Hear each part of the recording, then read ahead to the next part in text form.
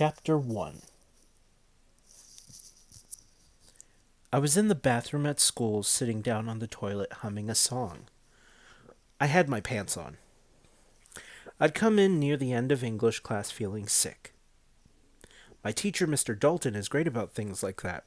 He's smart and knows when you're faking and when you're being serious. He took one look at me when I raised my hand and said I was ill, then nodded his head and told me to go to the bathroom. "Throw up whatever's making you sick, Darren," he said. "Then get your behind back in here." I wish every teacher was as understanding as Mr. Dalton. In the end, I didn't get sick, but still felt queasy, so I stayed in the toilet. I heard the bell ring for the end of class, and everybody came rushing out on their lunch break.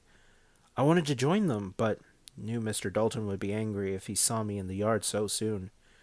He doesn't get mad if you trick him, but he goes quiet and won't speak to you for a while, and that's almost worse than being shouted at. So, there I was, humming, watching my watch, waiting, and then I heard someone call my name. "Darren! Hey, Darren! Have you fallen in or what?" I grinned. It was Steve Leopard, my best friend. Steve's real last name was Leonard, but everyone called him Steve Leopard. And not just because the names sound alike. Steve used to be what my mom calls a wild child.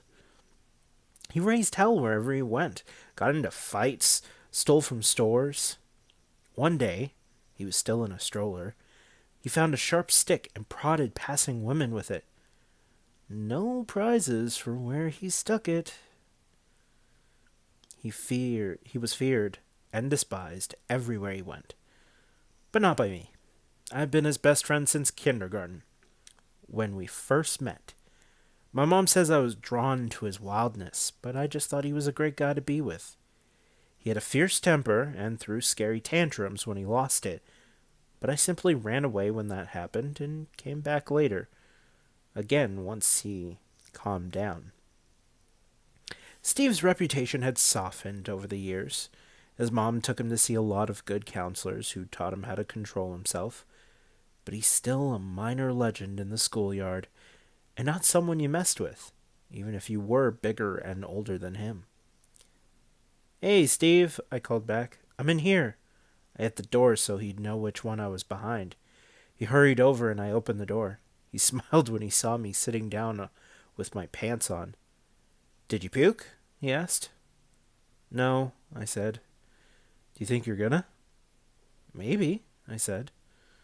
Then I leaned forward all of a sudden and made a sick noise. Bleh! But Steve Leopard knew me too well to be fooled.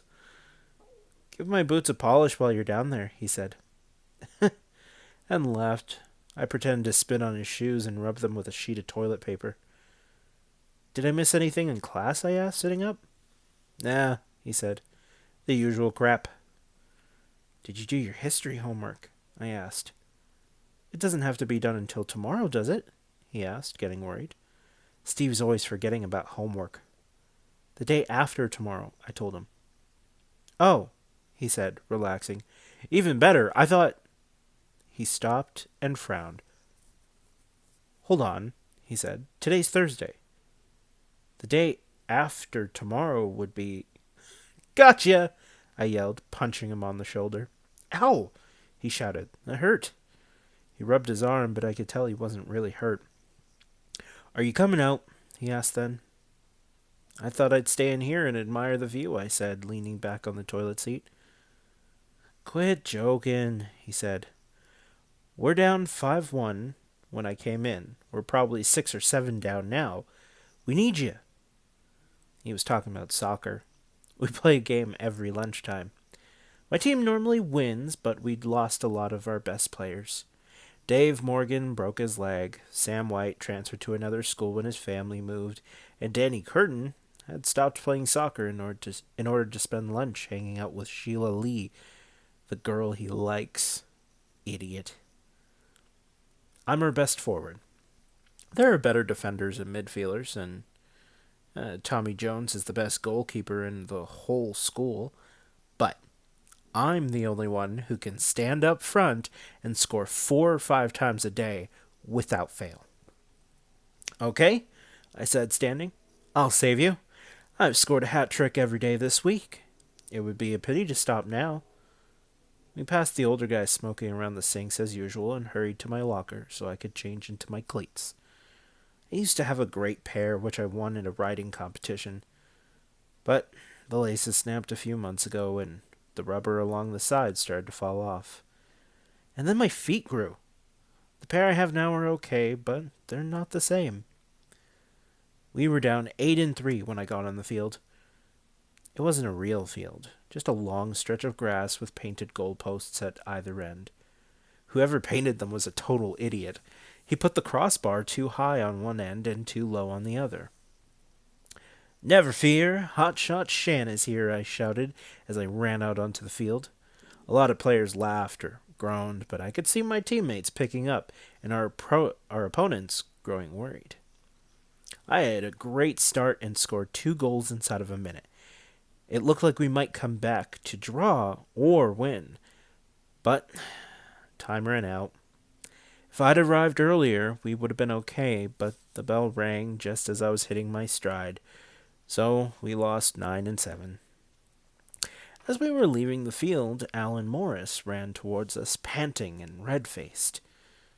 They're my 3 best friends, Steve Leopard, Tommy Jones, and Alan Morris. We must be the weirdest 4 people in the world because only one of us, Steve, has a nickname. Look what I found, Alan yelled, waving a soggy piece of paper around under our noses. What is that? Tommy asked, trying to grab it. It's, Alan began, but stopped when Mr. Dalton shouted at us. You 4, inside, he roared. We're coming, Mr. Dalton, Steve roared back. Steve is Mr. Dalton's favorite and gets away with stuff that the rest of us couldn't do. Like when he uses swear words sometimes in his stories. If I put in half the words Steve has, I'd have been kicked out long ago. But Mr. Dalton has a soft spot for Steve because he's special. Sometimes he's brilliant in class and gets everything right, while other times he can't even spell his own name. Mr. Dalton says he's somewhat of an idiot savant, which means he's a stupid genius. Anyway, even though he's Mr. Dalton's pet, not even Steve can get away with showing up to class late. So, whatever Alan had, it would have to wait. We trudged back to class, sweaty and tired after the game, and began our next lesson. Little did I know that Alan's mysterious piece of paper was to change my life forever. And for the worst.